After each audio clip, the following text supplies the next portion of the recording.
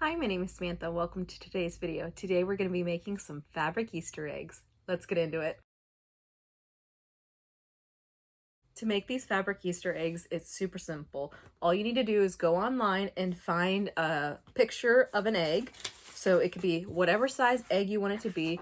You can find one that has a bunch on one page. You can find a single page, big, small, whatever you want.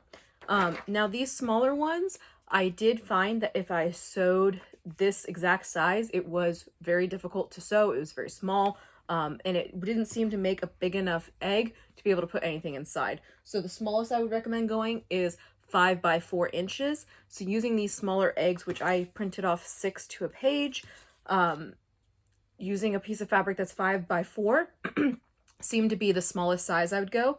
And definitely the bigger eggs were easier to do because it's a larger curve. And this is definitely scrap.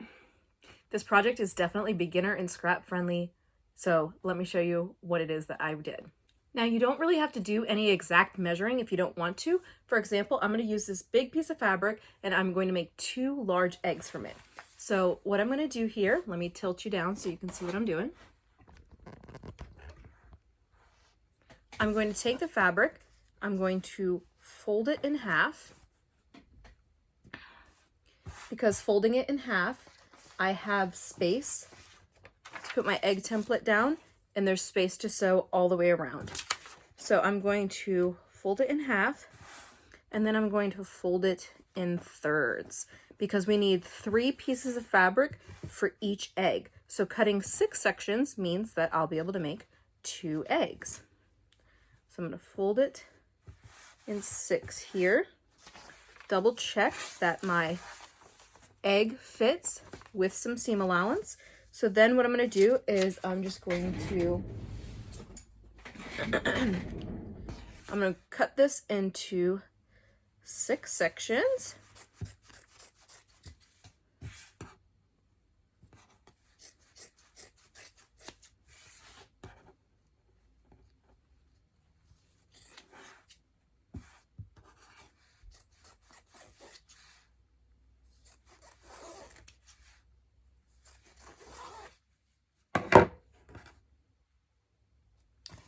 Now that we've got our 6 pieces, I'm going to take 3 pieces and they're going to make up 1 egg. So what I'm going to do here is I'm going to see if there's any pieces that have a centered image, because that is what's going to show up on our egg. So I see here I've got a caterpillar right in the center. So I'm going to use this guy as one of our fronts.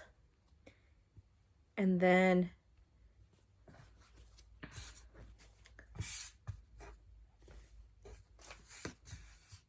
okay, I'm going to use this caterpillar as the front. So then the other 2 pieces, and mine is a directional, so I do need to be aware of that. I'm going to take them, fold them in half, and then place the pretty sides together. Now I'm intentionally doing it so I can see all the serged edges up so that I know I need to keep those within my seam allowance.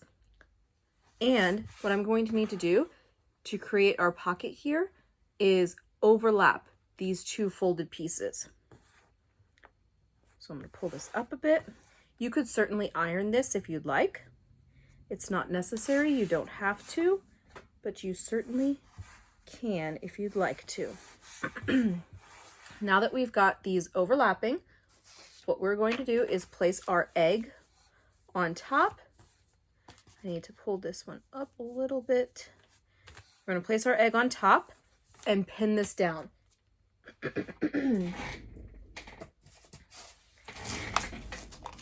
Now, as someone who has stabbed themselves many times during this project, I would recommend that you put your pins all inwards on the egg, because I have already stabbed myself many times doing this project.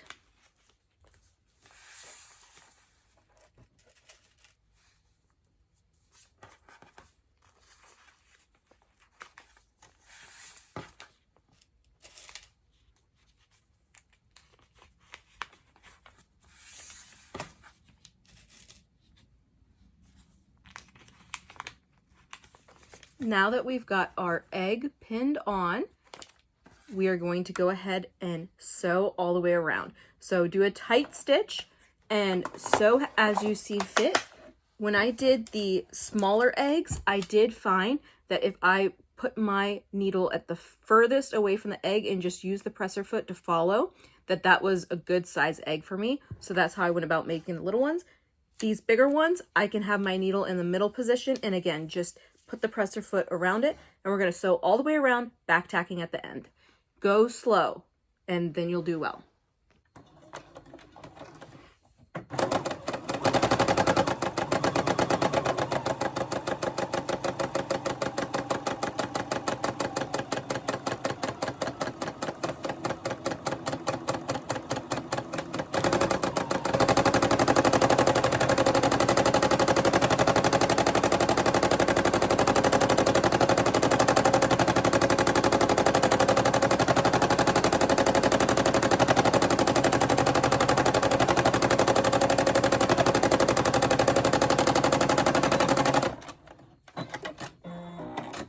Now that we've got it stitched all the way around, we are going to take this off and pink it.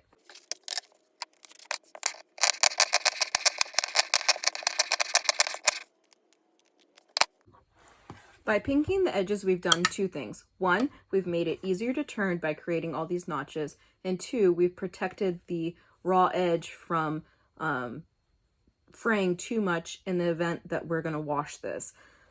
If you do not have pinking shears, you could certainly just cut close to the edge. It will fray if you wash it. I wouldn't recommend serging it because you'll have a really hard time turning it, because if you do cut it close, you should do little notches to help it turn. But now we are going to turn it, and each half that you turn, take a chopstick or a pointy object and go ahead and push out the edge. Flip the other side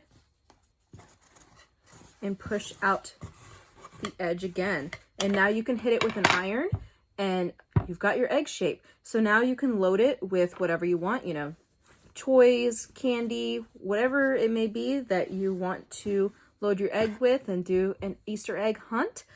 Some things that I learned while making these.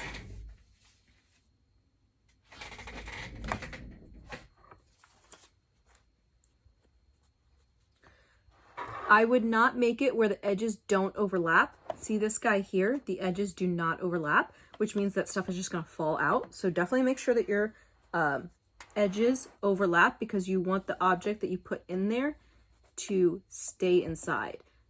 So see how these overlap? And then if you make it just single ply, so this is a raw edge right here, and this is another raw edge right here, this is going to start fraying like crazy. I would not recommend doing this. I would definitely do the folding method and use 3 pieces of fabric. Here's another view of what's going on here. So we've got our 3 pieces of fabric, the front piece. So this is the front piece. And then we have our top piece. And then we have our bottom piece. And we are going to overlap these two to create our fold, our flap here. And then just take one of our egg shapes, place it in the middle,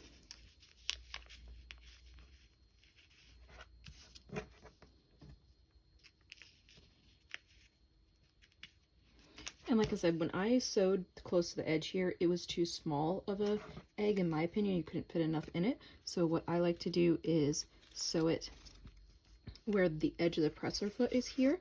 Now you could certainly draw this on and then just move it to the next one, move it to the next one, but this is already a little bit difficult of a shape to do, and I felt like if I drew it on and then sewed off of the drawing, it would be even more wonky. So I just opted to move it each time, and I have 6 of them, so I could do 6 of them, take it off, and then do the next step. So sew it around and back tack on the openings to make it more secure.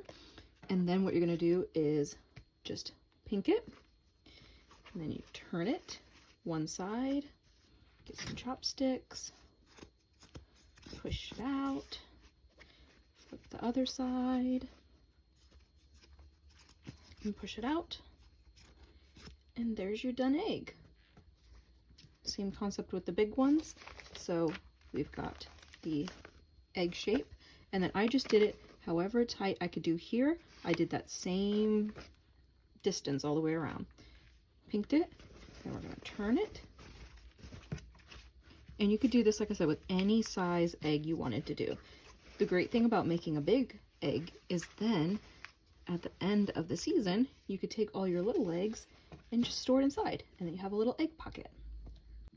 Something else I wanted to show you is, like, initially here I screwed up and I just did the closer line here to fix it. So if you mess up, it's not a big deal. Just fix it, and then when you're trimming, just cut off the part you messed up.